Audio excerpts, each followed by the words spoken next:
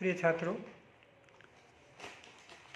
BA पाठ प्रथम हिंदी साहित्य के द्वितीय प्रश्न पत्र में, जैसा कि हमने पूर्व वीडियो में आपको बताया, हिंदी कहानी के बारे में हम बात कर रहे थे।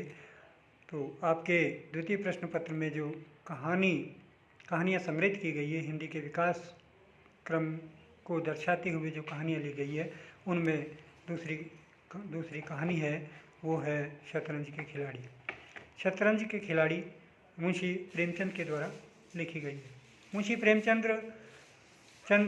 प्रेमचंद ने गांधीवादी विचारक रहे हैं, गांधीवादी लेखक रहे हैं। तो इन्होंने हिंदी कहानी ही नहीं, हिंदी उपन्यास, संपूर्ण कथा साहित्य में अभूतपूर्व योगदान दिया है। इन्होंने लगभग 350 के लगभग इन्होंने कहानियाँ लिखी है और 1 दर्जन से अधिक इनके उपन्यास हैं। इन्हें उपन्यास सम्राट के नाम से भी जाना जाता है। तो प्रेमचंद की कहानी जो आपके पाठ्यक्रम में संग्रहित की गई है, वो है शतरंज के खिलाड़ी। प्रारंभिक दौर की कहानी है। कहानी कला की दृष्टि से इसे हम एक अच्छी कहानी के रूप में ले सकते हैं। बहुत ही श्रेष्ठ कहानी है। और इस कहानी में लखनऊ के नवाब, जिनका नाम अली शाह है,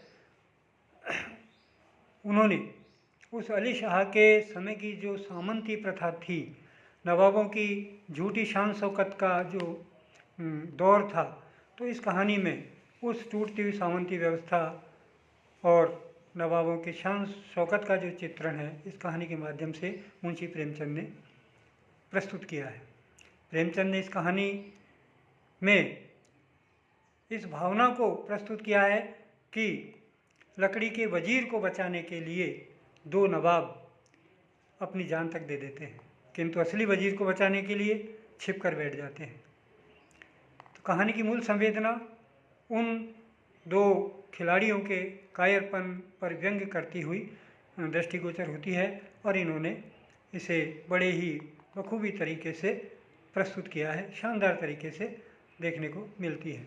इस कहानी की मूल संवेदना यही है कि नवाबों की निष्क्रियता किस तरह से देखने को मिलती है। वे झूठी शान शौकत में कहते हैं शराब, शबाब और कबाब में किस तरह से लिप्त रहते हैं। उन्हें आम जनजीवन से ज़्यादा मतलब नहीं रहता है।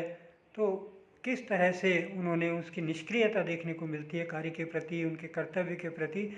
तो उस पर प्रेमचंद ने करारा व्यंग्य इस कहानी के माध्यम से प्रस्तुत किया है।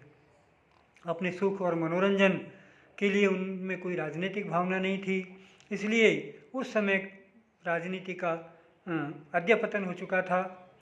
तो कहानी में यह संवेदना दिखाई देती है कि नवाबों की विलासिता के कारण जो धन राजकोष में आता है, वह उनके खान पान, भोग विलास, उन पर खर्च कर दिया जाता है, उस पर खर्च हो जाता है। ये इस कहानी के माध्यम से चित्रित होता है।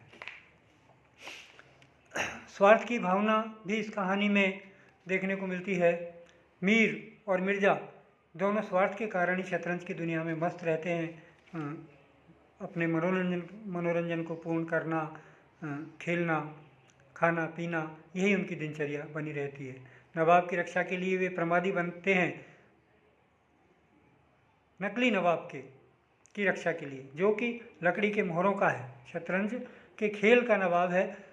तो उसे बचाने के लिए तो वे बहुत ही प्रमाद पर उतर आते हैं, लड़ाई झगड़े पर, मारने पर उतर आते हैं। लेकिन जब असली की बात आती है तो वे छिप के बैठ जाते हैं। मीर और मिर्ज़ा दोनों स्वार्थ के कारण ही शतरंज की दुनिया में मस्त रहते हैं। नवाब की रक्षा के लिए वे अपनी जान तक देने के लिए तैयार रहते हैं। ये कहानी देश प्रेम की मूल संवेदना को भी प्रस्तुत करती है। उस समय देश प्रेम लगभग शून्यता में था, बहुत कम देखने को मिलता है। तो लोग अपने निजी हित के लिए मग्न रहते थे और देश का नवाब बिना हिंसा के ही पराधीन हो जाता है। शतरंज के खिलाड़ी कहानी में मूलतः सामंती जीवन की निष्क्रियता, विलासिता, स्वार्थ भावना के साथ साथ राजनीतिक जो पतन है, वो उसका चित्रण प्रेमचंद ने बड़े ही सौम्य तरीके से, सुंदर तरीके से किया है। इस कहानी का कथानक ऐतिहासिक धरातल पर खड़ा किया गया है जो रोचकता लिए हुए है, कौतूहलपूर्ण है और शिक्षाप्रद भी है। इसे सुनियोजित तरीके से घटित किया गया है, रचा गया है।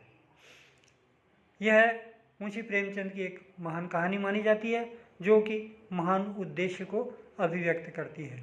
कहानी की मूल संवेदना जो है वो सामंती जीवन की निष्क्रियता पर व्यंग है, मूलतः दूसरी स्वार्थ भावना पर विरोध है और देश प्रेम का महत्व बताना लेखक का उद्देश्य है। इस तरह से इन 3 महत्वपूर्ण मुद्दों पर लेखक ने अपनी बातों को रखा है, जो कि लेखक का जो उद्देश्य है वो बिल्कुल सटीक और सही पाठकों को उद्वेलित करता है, प्रेरित करता है उस और पाठकों के मन में गहरे से उतरता है। बहुत ही साधारण तरीके से लिखी हुई कहानी, आसानी से समझने वाली कहानी है और कहानी तत्वों के आधार पर इस कहानी को हम एक अच्छी कहानी कह सकते हैं।